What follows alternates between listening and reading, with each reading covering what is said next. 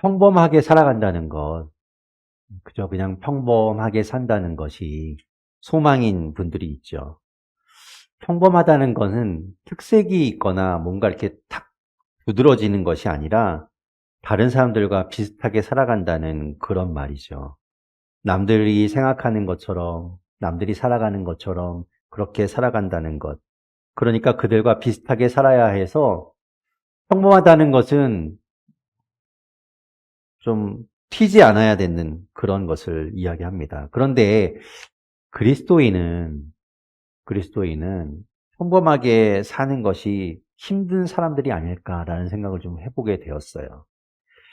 다시 말해서 보통의 다른 사람들과는 좀 다르게 살아야 하는 것 아닌가, 그렇게 살도록 부름받은 사람들이 아닌가라는 생각을 하게 되었습니다.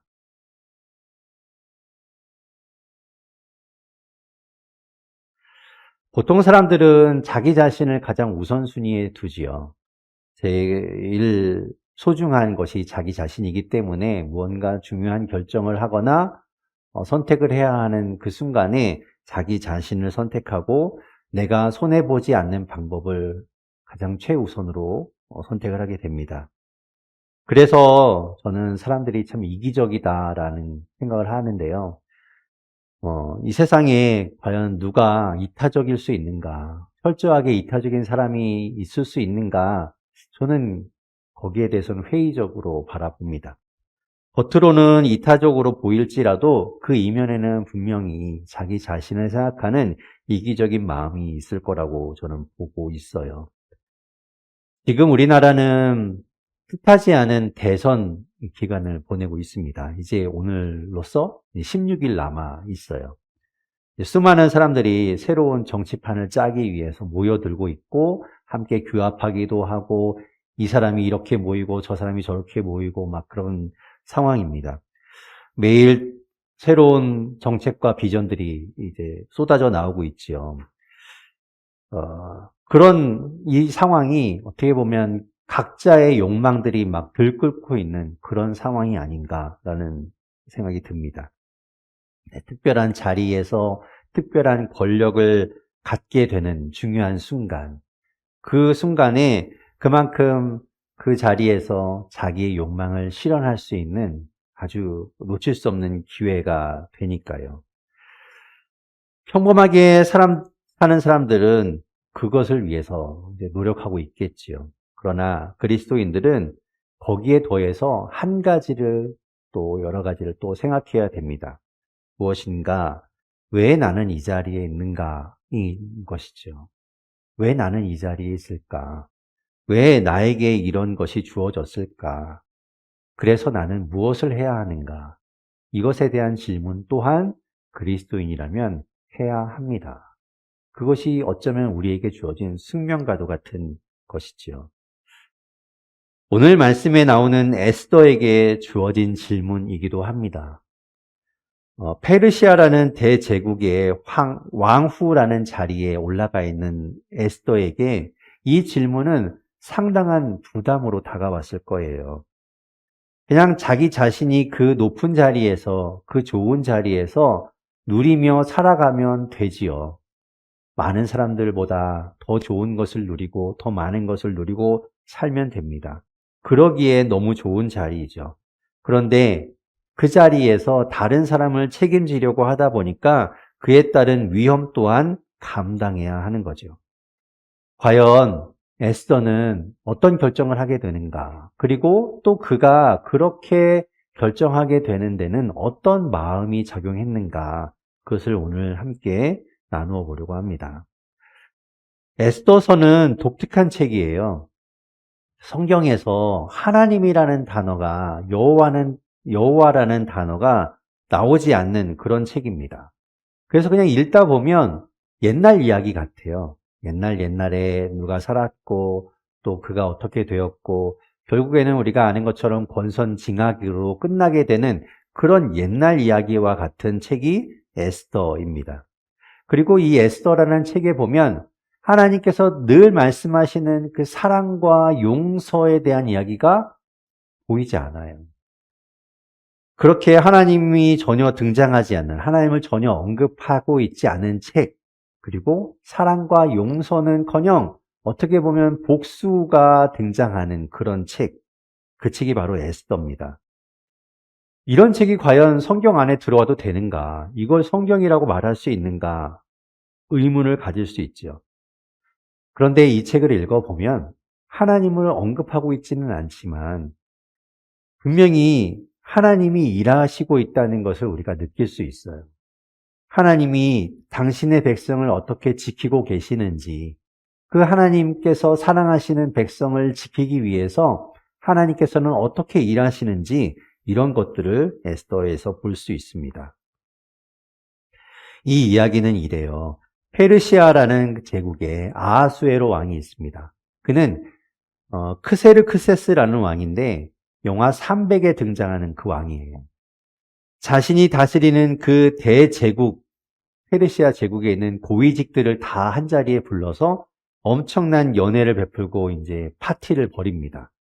그 자리에 자신의 아내인 와스티가 뛰어난 미모를 갖고 있었기 때문에 아내를 자랑하기 위해서 부르는데 와스티가 거절하죠. 그래서 결국에 그 와스티를 폐위시켜 버려요. 그리고 새로운 왕후를 뽑게 되는데 이 페르시아 제국 전에 있던 바빌로니아 제국에 포로로 잡혀와 있던 유다 사람 가운데 이제 이 에스더가 어찌어찌해서 이제 뽑히게 됩니다. 그래서 왕후의 자리에 오르게 돼요. 이 에스더는 어려서부터 일찍 이제 부모를 여의고 사촌 오빠인 모르드게라는 사람 집에서 이제 자라게 되는데 그 모르드게는 마침 그 왕의 그 관직에 있었던 사람입니다. 근데 이 모르드게가 굉장히 올곧은 사람이라서 다른 사람들한테 왕 말고 다른 사람들한테는 굽신거리지 않는 그런 성격을 갖고 있었어요. 권력 서열 2위라고 할 수 있는 하만이라는 사람이 있었는데 이 사람 앞에서도 무릎을 꿇거나 절을 하지 않는 모르드게였습니다. 그런 모르드게를 하만이 얼마나 언짢게 여겼겠어요. 눈의 가시처럼 여겨서 하만은 모르드게를 죽이려고 합니다. 그 정도는 할 수 있겠죠. 그래서 죽이려고 하는데 아니 이 모르드게 하나만 죽일 것이 아니라 꼴보기 싫은 유다 사람들 전체를 다 죽여버리자라고 마음을 먹어요. 그리고 이제 계략을 꾸미게 됩니다. 왕에게 가서 모르드게를 모함하고 그것 때문에 유다 민족을 다 죽여야 합니다라고 이야기하면서 그 비용은 내가 댈 테니 왕은 명령만 내려주십시오라고 이제 하게 되죠. 그리고 이제 날짜를 정하게 되는데 제비를 뽑았는데 마지막 달인 12월 13일로 이제 정해지게 되는 거예요. 시간은 많이 남았습니다. 하지만 왕은 이미 조서를 써서 이제 12월 13일에 한 날 모든 유다 사람들을 다 몰살시켜라라고 이제 명령을 내리게 되고 그것이 아예 법으로 정해지게 돼요. 이제 돌이킬 수 없는 상황이 된 겁니다. 시한부 인생이 된 거예요. 졸지에. 꼼짝없이 유다 민족들은 다 죽게 되었습니다. 할 수 있는 게 없죠. 왕이 명령을 내렸으니 그걸 바꿀 수가 없습니다. 그나마 할 수 있는 유일한 방법이기도 하고 가장 가능성이 있는 방법이 왕의 부인인 에스더에게 말해서 왕한테 가서 어떻게 좀 사정해보는 게 그나마 할 수 있는 유일한 길이었어요. 그래서 모르드게는 그 모든 이야기를 에스더에게 전해주고 부탁합니다. 제발 한 번만 좀 왕에게 가서 사정해달라고 이야기하죠. 그 이야기를 다 듣고 나서 에스더는 이렇게 답을 합니다. 오늘 보면 10절과 11절에 이렇게 에스더가 이야기해요. 같이 한번 10절, 11절 읽어보겠습니다. 시작. 에스더는 다시 하닥을 보내서 모르드게에게 이렇게 전하라고 하였다.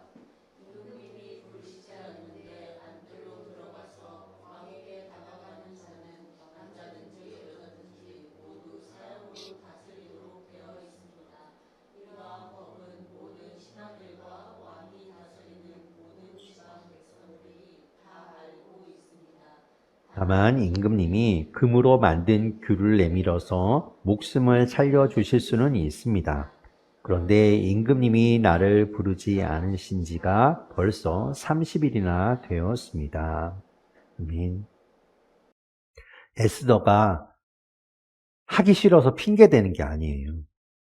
이게 왕이 부르거나 왕이 앞에 나오도록 허락하지 않았는데 왕 옆에 얼씬거리는 거는 그건 죽임을 당하는 일입니다. 이게 여기서만 해당하는 일이 아니라 어느 나라의 어느 왕도 다 그렇더라고요. 왕은 굉장히 중요한 자리이기 때문에 왕 주변에 함부로 그렇게 얼씬거릴 수 없습니다. 근위대에서 다 처리를 하죠. 지금도 대선 후보들 막 이렇게 다니는 거 보면 경호원들이 막 겹겹으로 둘러싸고 있잖아요. 마찬가지인 것이죠. 왕 근처에 가서 있게 되면 혹시라도 왕을 해할 수 있기 때문에 즉시 사형을 당하게 되죠. 아무리 왕후라고 해도 단칼에 죽을 수 있는 일인 거예요. 다만 하나 방법이 있다면 왕이 그것을 허락해 주는 겁니다. 그래서 자기가 가지고 있는 지팡이의 끝을 내밀어서 이 사람이 가까이 오는 것을 허락한다. 이 사람을 죽이지 말라라고 하면 그러면 왕께 나갈 수 있습니다. 근데 그러려면 또 왕의 마음에 들어야 되겠죠. 왕이 꼴 보기 싫은 사람을 오게 하겠습니까? 에스더가 왕을 만난 지가 한 달이나 되었대요. 이 말은 아마 에스더 말고도 다른 왕후들이 있었을 거였죠. 그런 왕후들에게 왕이 마음을 두고 있었기 때문에 이 에스더를 찾지 않은 지가 한 달이나 되었다는 거예요. 그만큼 에스더는 거의 잊혀진 존재가 된 거예요. 그러니 어떻게 왕에게 나아간다고 해도 왕이 에스더의 말을 들어줄까 상당한 모험이 되는 이야기죠. 잘못하면 죽을 수 있는 일. 그게 사실상 현실입니다. 그냥 이럴 때는 조용히 가만히 있는 게 상책이죠. 남들처럼 튀지 않고 그냥 조용히 입 다물고 있으면 중간은 가는 거예요. 그래서 에스더는 주저하고 망설입니다. 이게 과연 내가 간다고 될까라는 생각이 든 거죠. 남들처럼 자신을 위해서 평범하게 살 것인가, 그냥 나만 지킬 것인가, 아니면 다른 사람을 위해서 위험을 감수하면서까지 나아갈 것인가. 그런 에스더에게 모르드게는 이렇게 이야기합니다. 오늘 본문 13절, 14절에 이렇게 이야기하고 있어요. 같이 한번 13절, 14절 읽어보겠습니다. 시작. 모르드게는 그들을 시켜서 에스더에게 다음과 같이 전하라고 하였다. 왕후께서는 궁궐에 계시다고 하여 모든 유다 사람이 겪는 재난을 피할 수 있다고 생각하십니까? 이런 때에 왕후께서 입을 다물고 계시면 유다 사람들은 다른 곳에서라도 도움을 얻어서 마침내는 구원을 받고 살아날 것이지만 왕후와 왕후의 집안은 멸망할 것입니다. 왕후께서 이처럼 왕후의 자리에 오르신 것이 바로 이런 일 때문인지를 누가 압니까? 아멘. 과연 에스더가 이 모르드게의 부탁을 거절하고 왕에게 가지 않는다면, 그냥 조용히 있는다면 에스더는 무사할 수 있었을까요? 그럴 수도 있겠죠.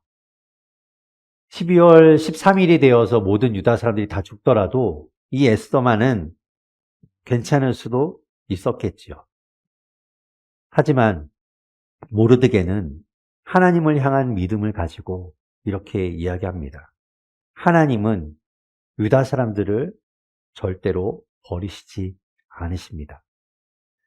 에스더 당신이 아니라면 다른 곳을 통해서라도 하나님은 반드시 구원하실 것입니다. 하나님의 자녀인 우리에게 이런 믿음이 있기를 바랍니다. 하나님은 나를 반드시 구원하신다. 하나님은 나를 절대로 버리지 않는다. 하나님은 나와 언제까지나 함께하고 계시다. 라는 믿음으로 살아갈 수 있기를 바랍니다. 그 믿음이 있기 때문에 에스더에게 말하죠. 왕후께서 이처럼 왕후의 자리에 오르신 것이 바로 이런 일 때문인지를 누가 압니까? 묻는 게 아니에요. 선언하는 겁니다. 당신은 바로 그 일 때문에, 이 일 때문에 그 자리에 있는 겁니다. 라고 말하고 있는 거죠. 우리가 있는 그곳은 어쩌다 보니 간 곳이 아닐 수 있어요.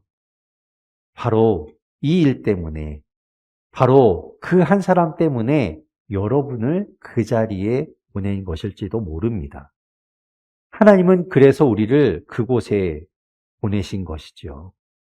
우리가 거기에서 하나님 보시기에 옳은 일을 하고 그곳에서 하나님이 마음을 두고 계신 그 사람을 위할 때 하나님이 우리를 보내신 목적을 이루는 것이 아닐까 생각해 봅니다. 과연 내가 이곳에 왜 있는가? 과연 나를 하나님 왜 보내셨는가? 하나님께 물어보십시오. 하나님, 내가 여기 왜 있는 겁니까? 하나님, 나를 여기 왜 보내신 겁니까? 하나님, 저 사람을 내가 왜 만나야 합니까? 하나님이 말씀하실 거예요. 모르드게의 이야기를 듣고 에스더는 다시 마음을 바로잡습니다. 주저하고 망설이고 있던 그 마음을 걷어내고 믿음의 결단을 하게 돼요. 오늘 본문 16절에 그가 이렇게 이야기합니다. 16절 함께 읽겠습니다. 시작. 어서 수산에 있는 유다 사람들을 한 곳에 모으고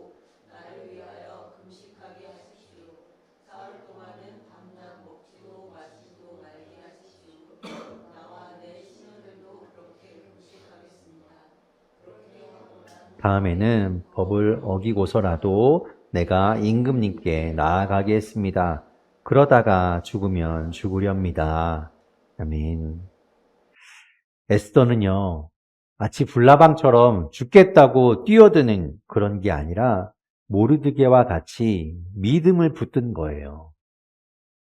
하나님을 신뢰하고 의지하겠다.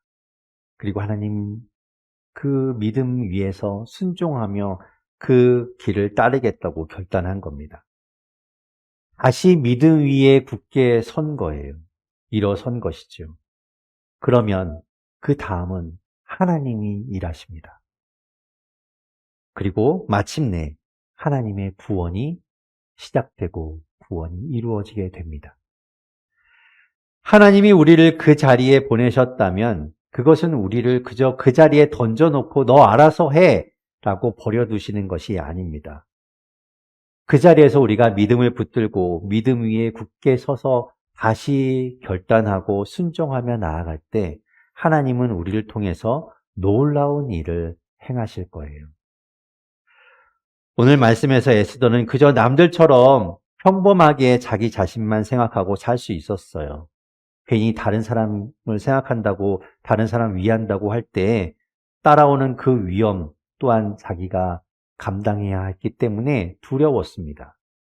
그러나 다시 믿음을 붙들고 마음을 다잡았습니다. 그러면 하나님이 일하십니다. 마침내 에스더를 통해서 구원의 역사가 시작되는 거예요.